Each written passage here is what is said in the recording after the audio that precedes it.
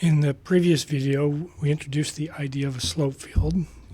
First thing I'm going to do here is formally define it and then go through and do a couple examples. So what do we have? We have this new thing called a slope field. And what we did is we made a collection of line segments. Each of those line segments represents the tangent line at a given point in the plane.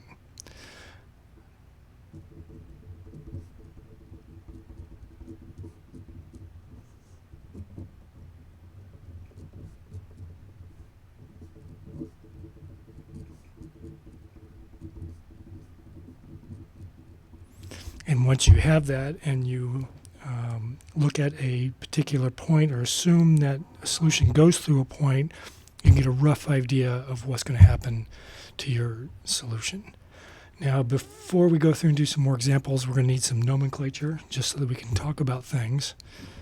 So the first definition is something called a stationary point. Again, it's just a definition so that we can talk about things. So a stationary point is a point, and we're going to refer to this at a given time and value for y, and at this point y prime is 0. And we'll see why that's important later. And the second thing is going to be something called an isocline.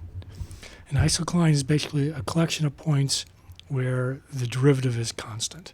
So it's going to be a curve where y prime is some particular constant. All right, so we're going to do a couple of examples and see if we can make use of this. So for example, if I have y prime equals y minus t, then a stationary point is going to be a point where y prime is 0, so y equals t. Therefore, any point where y equals t is a stationary point. Right? So if the x-coordinate or horizontal component is equal to the vertical component, the derivative is going to be 0, and that's going to be a stationary point. So what did we have? We had y prime equals y minus t. On an isocline, y prime is some constant. We'll call it c. So c equals y minus t. So that means if I add t to both sides, along any line that looks like y equals c plus t, the derivative is going to be constant. So let's go back and look at our solution to this. So this is our differential equation. We're interested in what happens to y of t, and we're just trying to get the general behavior. Well, what do we have for our stationary point? We said that that's anywhere where y equals t. So if I look at the line y equals t, anywhere along that line, the slope is 0, and our little line segments are going to be horizontal lines, because that's going to be a line with slope 0. So if our function goes through this point, or any of those points, we know that the derivative is going to be 0. What good is the isocline? Well, we can just play a game at this point. Suppose the constant is 1. All right, so that means the derivative is 1, so it's going to be an increasing function whenever that's true. So that means y is going to be equal to 1 plus t. So that's a line of slope 1 that goes through this point. So anywhere along that line, the slope is going to be 1. So the line segment is going to look like that. If c equals 2, y is going to be equal to 2 plus t.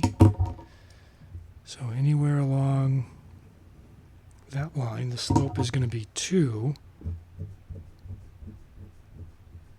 So we know it's going to, the slope field anywhere along there is going to look like that. And as I increase c, oops, so c equals 3. I know along that line, the slope is 3, so it's going to be even steeper,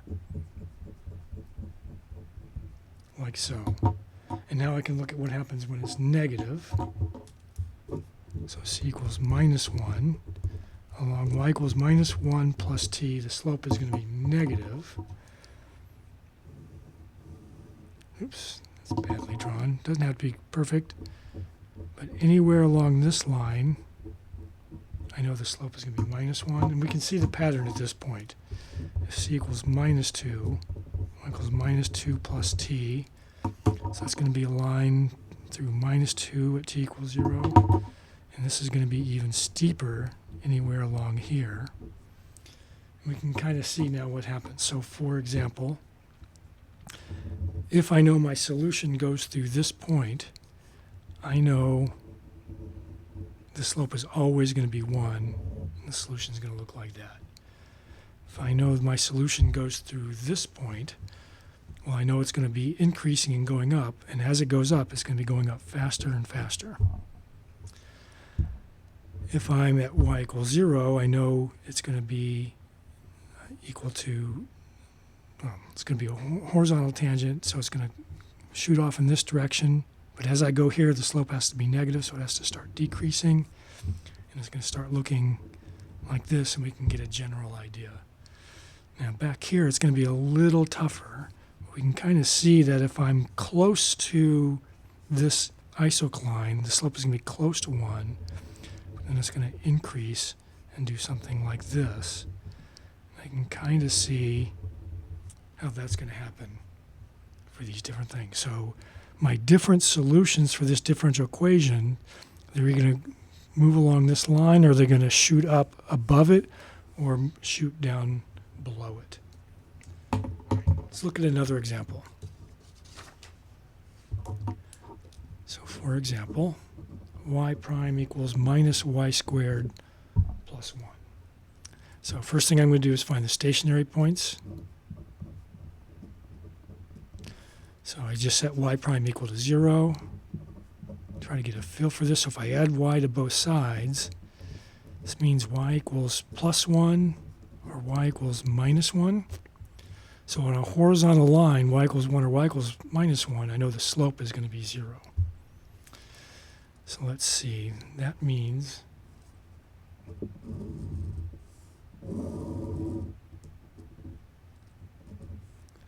at 1 or minus 1, right, so y equals 1 or y equals minus 1, I know my slope is 0, so my tangent line is going to be a horizontal line anywhere along there. So what happens here? What if y prime equals, or sorry, if y equals 0, what's going to happen? Now notice there's no t's in here at all.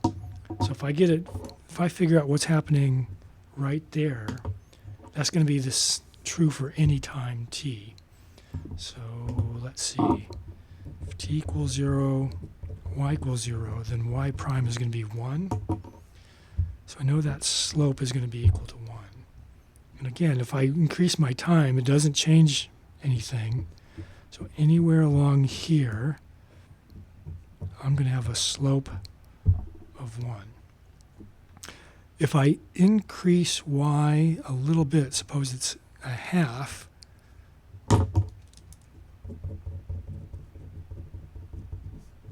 then y prime is going to be minus 1/2 squared plus 1.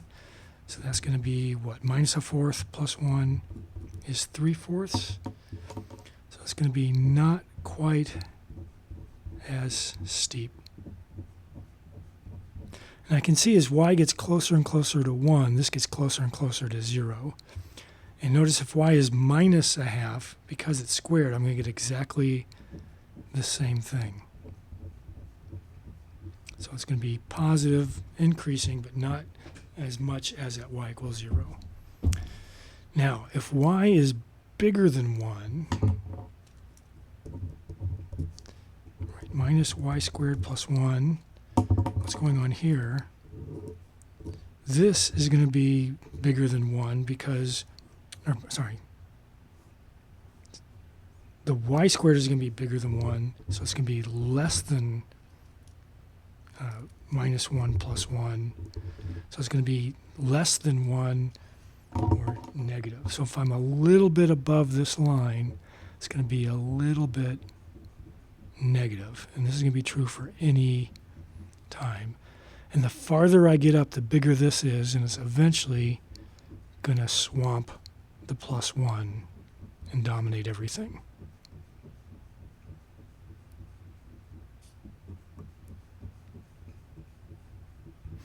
And notice down here, if say y equals minus 2, this is going to be, what, minus a minus 2 squared, so that's going to be minus 4 plus 1 is minus 3. It's going to be negative down here as well. And the more negative y is, the steeper negative this is going to be. So what does this mean? That means if I'm up here, so suppose my initial condition at t equals 0, I know that y is positive. I know it's going to be decreasing and negative, but as I get closer and closer to y equals 1, it's going to start leveling out, and the slope's going to get closer to 0. And I can go backwards and see what's going on there. Likewise, if I'm down here, I know the slope is negative. It's going to shoot off and go down this direction, and I can go backwards and see that my slope is going to get closer and closer to 0, but it's going to be negative. So if at any point here, I'm going to see solutions that look like this. Okay, so that means if my y is bigger than 1, I know it's going to decrease and get close to 1. If my y is less than minus 1, I know it's going to decrease and just shoot away from this y equals minus 1 line. What happens in between? Well, notice, suppose I know I'm starting there. It's going to be increasing, and as I get closer to y equals 0, it's going to be increasing at a rate of 1, but then it's going to level off. The slope is going to get closer and closer to 0, so I'm going to get something like this. And as I go backwards, I know my slope is going to get closer and closer to 0. So what does this mean? This means that if y is greater than 1, y decreases to y equals 1. Okay. If y is between minus 1 and 1, y is going to increase to y equals 1. And if y is less than minus 1, y decreases and gets really negative. So we can look at this and then we can immediately see here that at y equals 1, if I'm close to y equals 1, my solution is going to eventually, over time, get closer and closer to y equals 1. If I'm closer to y equals minus 1, I know I'm going to move away and get away from that thing. Right, so we can see the general behavior here is that in this particular case, y equals 1 is going to be stable in the sense that if y ever gets close to 1, it's going to stay close to 1. And y equals minus 1, we're going to say is unstable.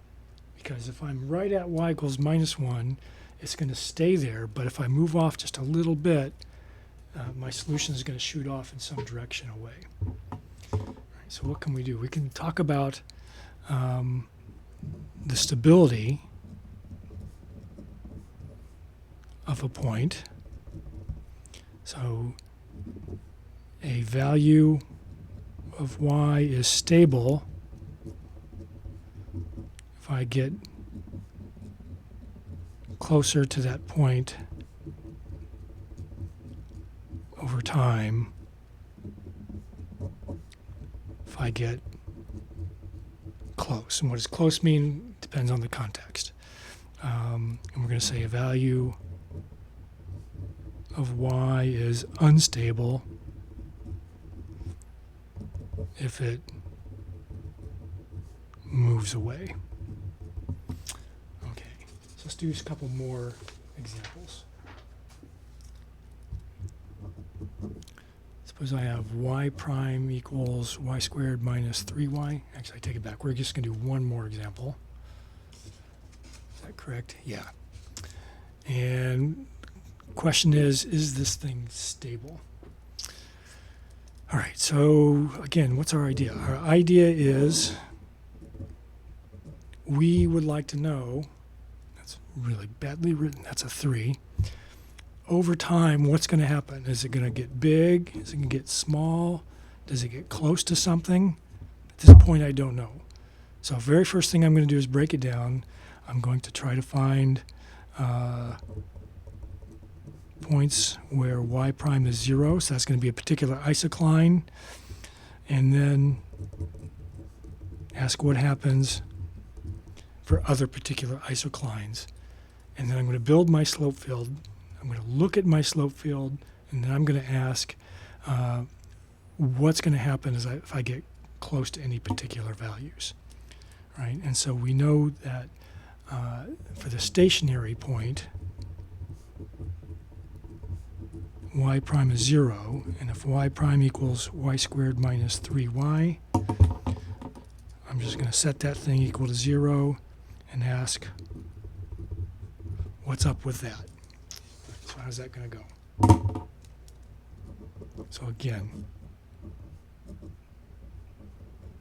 I've got y squared minus 3y is equal to y prime.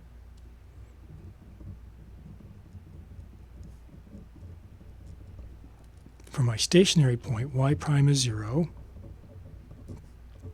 Notice I can factor out a y here. So if I do that, this means that this thing can be 0 if y equals 0 or y minus 3 is 0. This is just another way of saying y equals 3. So along the line y equals 0 and y equals 3, I know the slope field is going to be horizontal line segments. And then I'm going to ask what happens in the different regions. So what's going on here is if I just think of this in terms of y, I know that at y equals 0 and y equals 3, y prime is 0 and y prime is 0. And then I'm going to ask what happens in less than 0, between 0 and 3, and bigger than 3. So going back to my function y is a function of t. If y equals 0, I know the slope is 0, and my line segments are going to be close to being horizontal. At 3, my isocline looks like a horizontal line, and that's coming from here.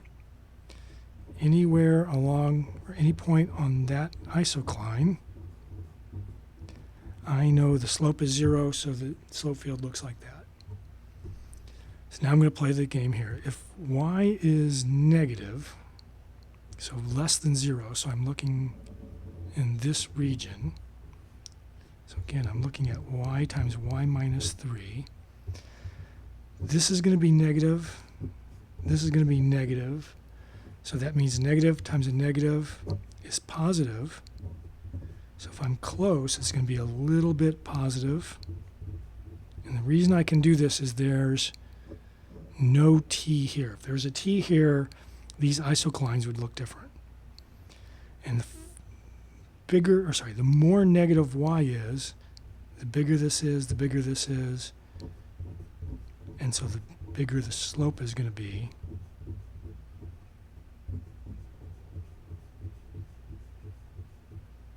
So it's going to look something like this. And we can immediately see now that if our y is negative, it's going to want to increase and get closer to 0.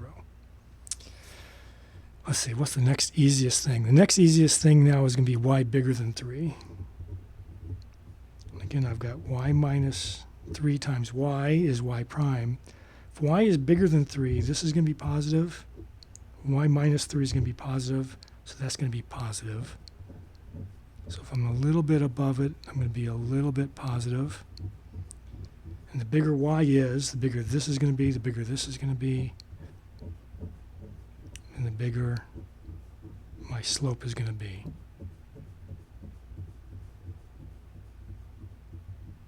It's going to look something like this. So we immediately see now, if y is bigger than 3, my function y is going to increase and it's going to move away from 3. So y equals 3 is not going to be stable. Y equals 0 might be stable. What happens if y is between 0 and 3? Well, if y is between 0 and 3, y is 0. If I subtract 3, this becomes what? Minus 3 less than y minus 3 less than 0. So the quantity y minus 3 is negative. Positive times a negative is negative. So my slope in here is going to be negative. And the closer I am to y equals 0, the closer to 0 it's going to be, right? Because that's close to 0. And as I increase, it's going to get bigger. But now as I get closer to 3, this is closer to 0, so it's going to be less steep. And if I'm really close to y equals 3, it's going to look like that. So what does that mean? That means if I'm down here, my function is going to increase and get close to 0. If I'm, say, here, it's going to be level but slightly decreasing, and then it's going to want to get close to here, and it's going to stay there. If I'm a little bit above, it's going to increase, and if I'm really close to y equals 3, it's going to just increase a tiny, tiny little bit until it takes off.